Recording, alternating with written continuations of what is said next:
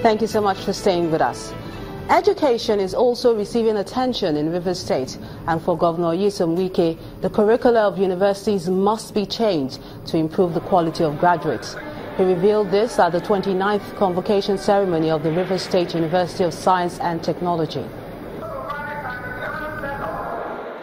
This university, like other institutions of learning in this country, it's an established institution that has produced great political, business, and academic leaders of all stripes, including my humble self and some of you that are in this rostrum. However, inasmuch as we are happy with the heights of this university, we must not simply gloss over the recurring outcry over the quality of graduates, leading many parents to wonder whether they are truly getting the worth of their investments in educating their children in local universities. It's often said that the biggest part of any problem is to take or accept it as normal. I therefore challenge the management of this university to ignore the temptation to be contented with mediocrity or baseless praises for little achievements and refocus your efforts toward making this university one of the best and most respected in Africa. Governor of Rivers State, Nyesom Wike. While Rivers, Anambra and Katsina State hope to improve the education sector, in Benue State, the government is wielding the big stick on one of its institutions for failing to pay tax. The chairman of the Benue State Board of Internal Revenue Service, Mimi Adzape Orubi, explained that the Federal University of Agriculture in Makurdi has been sealed off for failing to pay 2.3 billion naira to the state government since 2014. This is the Federal University of Agriculture, Makurdi, Benue State. The enforcement team of the State Board of Internal Revenue Service storms the institution. Which way? Not for a courtesy call, but to seal off the university.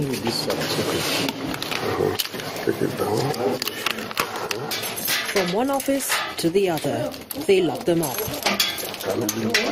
The reason, according to the Revenue Service, is that the institution has failed to remit its personal income tax to the tune of 2.3 billion naira since 2014. The law is that this whole school will be sealed in line with Section 104. But being mindful that this administration is an administration that supports education, we approached the court to seal only 3 places. That is the registrar's office, the bursar's office, and the VC's office. The aim is to push them to be able to do the needful, to give us monies that belongs to this state government, because all staff that are resident in Benue, their monies are to be deducted and paid to the Benue state government. That they have failed to do. Meanwhile, on the other side, Governor Otom is swearing in new commissioners and special advisors to replace the sacked ones. He warns all political appointees against corrupt practices. No one under my administration should dare to convert public funds meant for the execution of public projects for the people's welfare and well-being to private pocket. This is unacceptable and contrary to public fiscal responsibility, and we shall not hesitate to use the big stick against such conduct. The governor is also demanding improved service delivery and high-level performance from both new and old political appointees to help his administration achieve its campaign promises to the people of Benue State. Operation Thunderstorm has destroyed an illegal refinery at a community in Edo State. The special forces, led by the commander of the 4th Brigade, Ibrahim Gaba, also severed the over 4-kilometer pipeline that feeds the illegal refinery connected to the Nigerian National Petroleum Pipeline. However, the team noted that despite efforts to stop them, the suspects had always returned to the illegal business. The Operation Thunderstorm team, led by the commander, 4 Brigade Command, arrives at Bazagbo community in Wode local government area of Edo State and begins the long drive into the bush to the site of the illegal refineries. Each of these vessels holds at least 50,000 litres of the product. These vessels are fed with crude through these over 4-kilometre PVC pipes connected to the Nigerian National Petroleum Company pipeline, which conveys crude to the north. This illegal refinery has been destroyed twice before, but the bunkers did not relent. The second illegal refinery has just been completed close to the site. This one, they destroyed them. This is the new one they are using now. This is the current one they are using now. The environmental pollution here is massive. This river is not spared. The Operation Thunderstorm team proceeds to destroy the illegal refinery. But beyond this destruction, the goal is to effectively protect the nation's pipelines from bunkering. To find out who is hugging headlines at the London Stock Exchange, here's Anne Wawudo on Business News.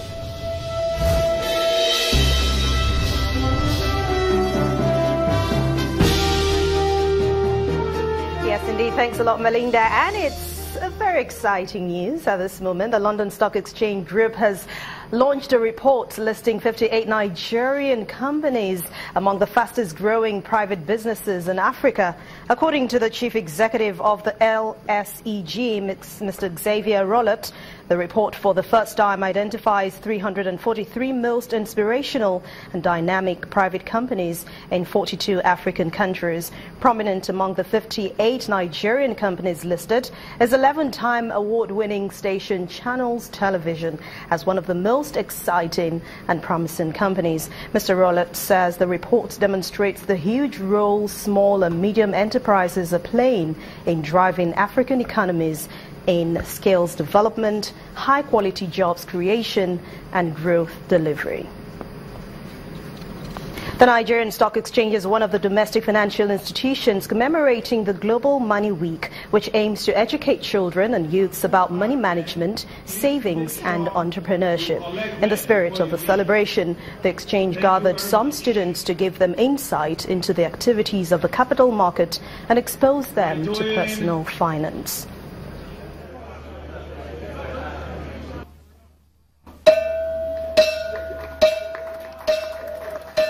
Familiar with the banks and the money market, they're familiar with that, but there's also the other aspect that they may not necessarily be familiar with. So it gives us an opportunity to expose them to the workings of the capital market, to the workings of the Nigerian Stock Exchange, to understanding what shares and equities and bonds and the different products that you can trade and use to generate revenue for yourself. Let's take the essay competition, for instance. On an annual basis, we grow participation by as much as 70%. That means that increasingly we are finding more and newer people to impact, not just in urban cities, but even in locations outside of, Lagos and the urban cities that, these people will not have access to be able to get educated. We also have this sort of program that on a yearly basis will impact, on the average, about 4,000, 5,000 students across, the nation, and we intend to scale up on some of these initiatives. The last trading week on the floor of the Nigerian Stock Exchange ended the month of March on a positive note as the broad index increased by 0.24%. Against last week's figure, this week's transaction saw a higher total volume of 3.19 billion shares worth over 104.21 billion naira change hands in 14,674 deals. The financial sector of the market recorded the highest volume turnover after investors traded over 2.78 billion shares, while the oil and gas and the conglomerate sector were the top contenders for the week. Market breadth closed positive with 36 gainers led by New Rest Services, Cadbury and Seplat, against 24 decliners led by Livestock Feeds, UACN Property Development Company and Guarantee Trust Bank. One of Nigeria's oldest and leading conglomerates, United Company of Nigeria, that's UACN, says South Africa's biggest food producer, Tiger Brands, is still interested in investing in Nigeria. Despite pulling out of a flour milling business it acquired that never turned a profit, Tiger Brands says Nigeria remains important to it as it seeks to expand abroad. Tiger bought 49% of UAC's food business in 2010, but it had to sell 65.7% of its stake to Dangote Group. UAC's share price, which have fallen by 23% so far this year, closed flat on Friday at 13 naira 65 kobo. Meanwhile, the naira is expected to hover around current levels, I beg your pardon, at both segments of the forex market, but that will happen next week following improved dollar inflows from the CBN. But market watchers expect the local currency may weaken moderately in the interbank segment as the spread continues to reduce. Apart from setting a new rate of 362 naira to a dollar for Bureau de Change operators, the CBN has continued its daily intervention of $1.5 million on the spot market. It sold a total of $200 million in 60-day currency forward contracts, and that happened this week. The naira was quoted at 390 to the dollar on the black market on Friday and 306 naira 35 kobo at the interbank forex market. And that's a wrap of news and business news this week. Thanks a lot for watching. I'm Anne Mwawado. Back to you, Melinda.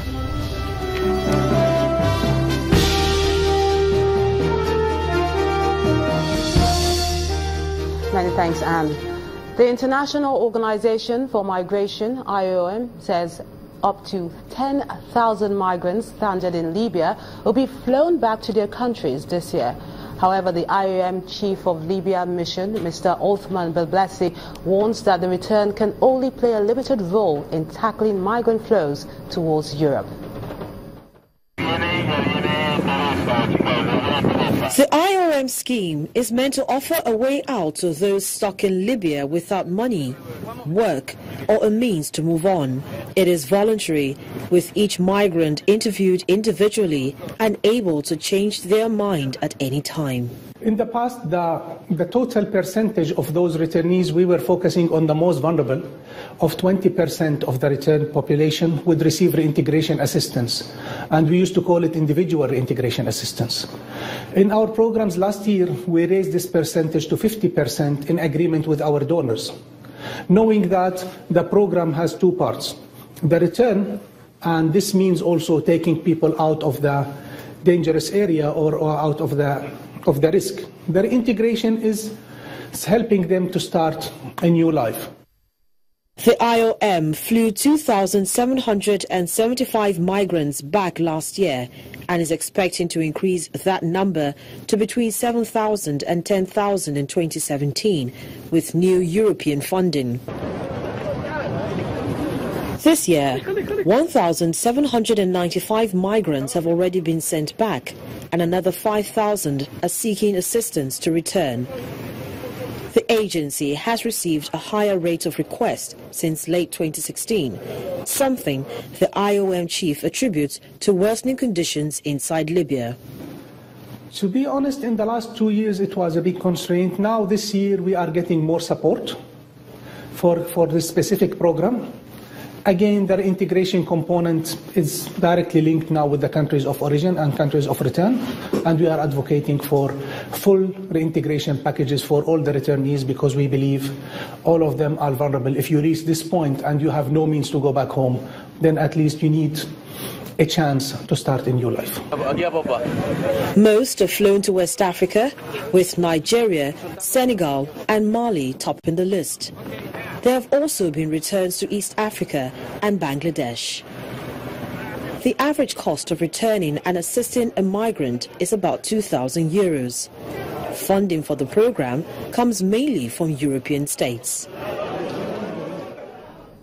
Still ahead on the news at 10, Christian Benteke's 11th minute strike helps Crystal Palace stun league leaders Chelsea by 2-1 at Stamford Bridge. That's on Sports News. Stay with us.